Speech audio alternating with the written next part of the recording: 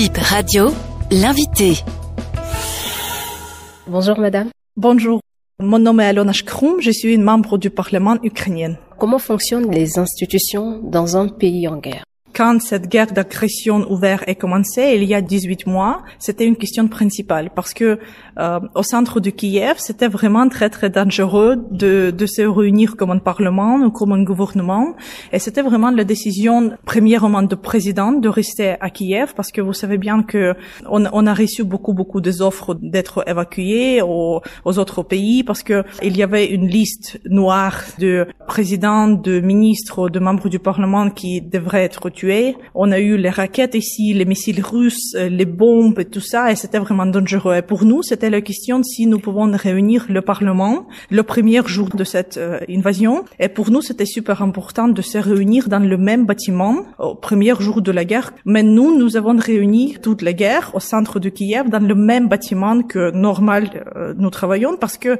pour les Ukrainiens, c'était super important de voir que la majorité du Parlement est à Kiev, travaillent, ne quittent pas le pays, ne sont pas en panique. Et ça, je pense que ça, c'était la première chose qui calmait vraiment les gens. Et le président est resté. Nous avons resté. Et c'était super important pour tous les autres Ukrainiens de voir que nous n'avons pas peur. Bien sûr qu'on avait peur, mais c'était le choix qu'on a fait. Toutes les institutions fonctionnaient. Et jusqu'à aujourd'hui, est-ce que ça fonctionne? Vous votez des lois? Tout se passe comme d'habitude? Pas comme d'habitude. Tout se passe un petit peu comme pendant le Covid. Vous savez, le Covid, nous avons préparé beaucoup de choses avec le voting en online. On peut le faire par Zoom, en online, mais bien sûr que pour réunir le Parlement, il faut voter personnellement. Normalement, nous avons travaillé au centre de Kiev pendant 2 semaines chaque mois. Maintenant, c'est 5 jours, 3 jours, 4 jours par mois, mais chaque mois, c'est super important que nous réunissons. Toutes les institutions fonctionnent. Il y a les problèmes avec les institutions où il y a les régions qui sont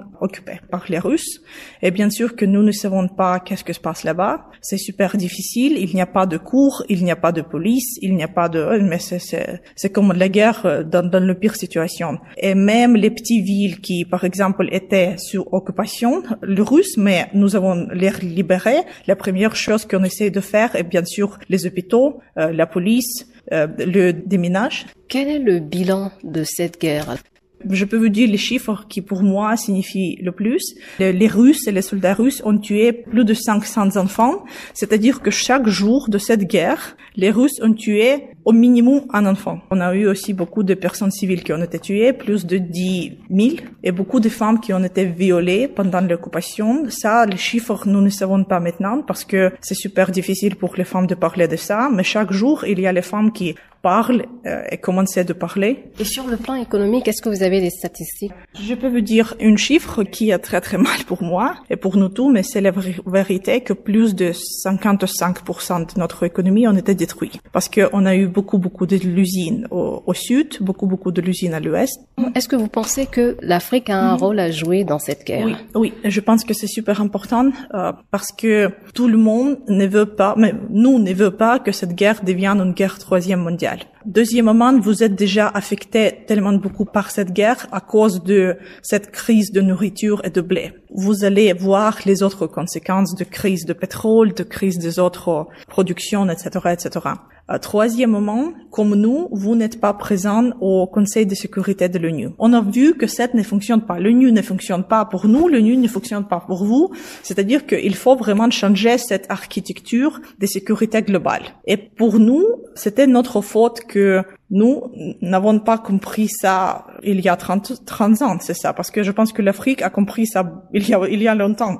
Et après, je pense que c'est le rôle pour vous de aider tout le monde, de changer cette architecture globale des droits internationaux et les règles de droit international qui ne fonctionnaient pas. Moi, je travaille personnellement sur la réforme des conseils de sécurité de l'ONU, c'est-à-dire que on doit avoir une membre du conseil de sécurité permanente de pays d'Afrique. Et on doit avoir une membre de pays de l'Amérique latine. Parce que maintenant, il n'y a que 5 membres permanents. Et je pense que pour l'Afrique, c'est vraiment un rôle de stabiliser ce monde dans le cas que vous êtes le continent super jaune, vous êtes avec le pourcentage de jeunes peuple très très grand, très très haut. Vous êtes le continent qui se développe super vite et certains pays se développent le plus vite dans le monde maintenant. Vous allez avoir beaucoup de possibilités de changer les règles pour tout le globe. Qu'est-ce que vous pensez de ces pays africains qui ont décidé d'être neutres? Je peux vous dire que je comprends que c'est notre faute aussi, que nous n'avons pas travaillé beaucoup avec les pays d'Afrique. Et quand je dis nous, je pense les Ukrainiennes on a eu beaucoup des étudiants de pays d'Afrique ici.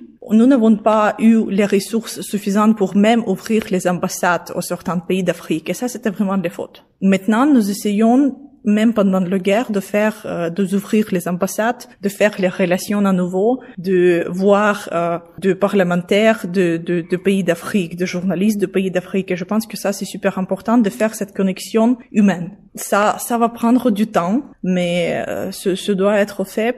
Et même après la guerre, je sais qu'il y a tellement beaucoup de possibilités économiques pour nous. Nous avons beaucoup de problèmes similaires et nous avons beaucoup de possibilités similaires aussi. On essaye d'ouvrir maintenant 10 ambassades nouveaux aux pays d'Afrique. Ce sont les pays qui sont neutres aussi. C'est-à-dire que bien sûr que pour nous, c'est un peu du mal de savoir que la classe politique de Mozambique, par exemple, ne vote pas pour nous, mais nous voudrions travailler avec le peuple de Mozambique quand même. Et c'est pourquoi nous avons ouvert déjà l'ambassade à Mozambique. Et il y a beaucoup d'autres pays comme la Tanzanie et les autres on va essayer d'ouvrir les ambassades. On cherche maintenant la finance parce que bien sûr que pendant la guerre c'est pas facile, mais on va le faire. Et ça c'est la priorité du président aussi. Merci Madame Strom. Merci beaucoup à vous, merci pour être ici et merci pour votre courage.